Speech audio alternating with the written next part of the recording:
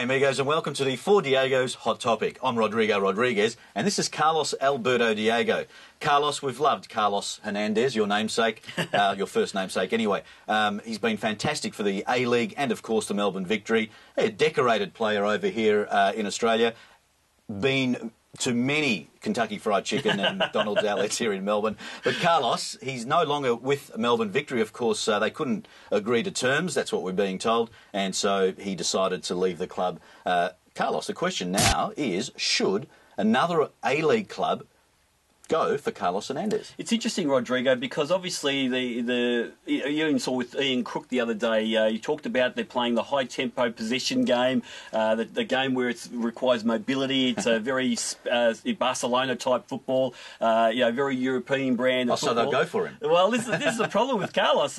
He plays great statue football. I mean, you give him the ball, he doesn't run too much. He's a sort of a temperamental type on the field, and if he's not interested on a day, if he turns up and he doesn't want to work for you, he'll maybe add something for you going forward. Doesn't add something for you when you don't have the ball, and I think it might be a bit of a luxury that a lot of clubs can't afford. But look, there's no denying, it was only a few years ago where he won the Johnny Warren medal for the best player of the competition. He's obviously been lauded by the Melbourne Victory fans as being a superstar, and it's quite ironic, a player who doesn't seem to work that hard when the team doesn't have the ball is so important to a side. It has been important to Victory, but they've had players around him.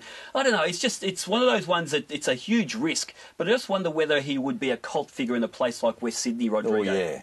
Yeah, that's a club that comes to mind for me. If West Sydney can pick up a fantastic player like Carlos Hernandez, he's a draw card. He's a draw card. He's proved to be one of the best players in the A-League, and some of those goals he scores from downtown are just sublime to watch live. They're fantastic to watch live. So, but I'm tipping he'll end up in Asia, Carlos. I just think, there's an Asian club who's going to offer him the money that he needs. Yep. And, there's lots of South Americans in Asia at the moment. I reckon the Costa Rican could end up in Asia. I don't know where, but there's an Asian feel about this. Well, there's talk about him going to Qatar or in the Middle East somewhere where there's big money. But I think maybe with Ian Crook, I mean, they've obviously at Sydney they want to go back to the bling days. They were actually in the first early days of Sydney FC. They were termed as Blinged FC, and they were sort of rejecting that a little bit. But these days they're embracing it. I think under Ian Crook they'll do that. So they need some big names. They need some cult figures in the side.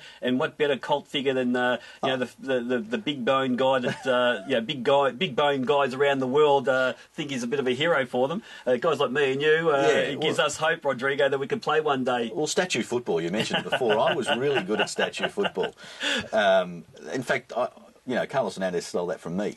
But look, I do want to ask you the question. So, do you think that it was they couldn't agree to terms? He wanted too much money, or he didn't fit in with the new coach's plan? Well, look, I think Ange Postecoglou, if you really wanted him in the side, would have fought tooth and nail. There's some room in that salary cap at the moment. They've got rid of a couple of players already. He's going to be searching overseas for the visa players, as he said. That's a priority. Well, they've got one in front of them. A guy who's celebrated, a guy who's actually done very well in the A-League so far, scored some great goals. Again, one of the best players in the competition on his day. I think at the negotiating table, once there was a little bit of haggling, I think Ange said, well, I think we can't agree, let's move on. I think deep down in Ange's heart, he's not going to abide by what Ange, game plan is, what Ange's principles are. And let's face it, as much as Ange is loved by the players of Brisbane Roar, he was the biggest ego in that change room. Yeah. The minute he had a player who was riling against any of his strategy, any of his values, the guy was out. So I think that's what he'd expect of Melbourne Victory too. One thing about Ange Postecoglou, he doesn't seem to wax and wane on decisions. I think the guy has got his plans. He's being very, very politically correct in the media, in Melbourne and nationally. And the guy said all the right things about Carlos Hernandez over the last couple of days. So, but he's gone. Yeah, but going back to the hot topic, will he be picked up, or should he be picked up by another A-League club? Look, I think there's a number that if he'd be good for a year. I reckon he'd be good for a year, maybe 2 years at tops, in that he'd have a point to prove in that this next year.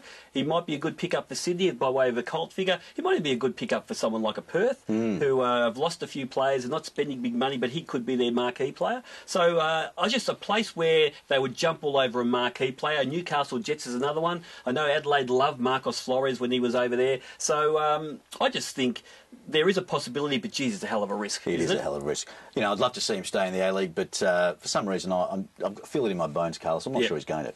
Well, that's the hot topic again for this time round. I'm Rodrigo Rodriguez, and this is Carlos Alberto Diego. Until next week, ole!